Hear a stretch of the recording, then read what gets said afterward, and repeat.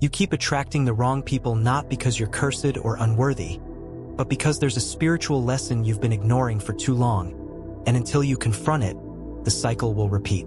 Sometimes the wrong people are actually mirrors, sent by God or allowed by Him to reveal the broken parts of you that still crave validation more than healing, attention more than alignment, and potential more than purpose.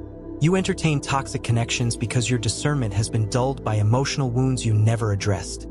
And when your identity isn't firmly rooted in Christ, counterfeits will always look like confirmations.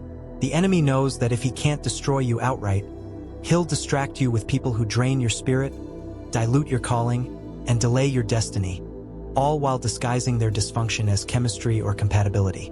You keep falling for the same patterns because you're still operating from the same pain, and pain has a way of blinding you to red flags when your heart is desperate for comfort.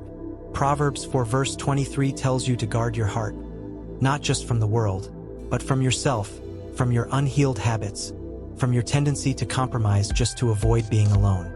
The shocking truth is that sometimes God allows heartbreak not as punishment but as protection, because He sees the spiritual assignments you've been yoked to in secret, and He knows you can't walk into your next if you're still chained to what only served your past.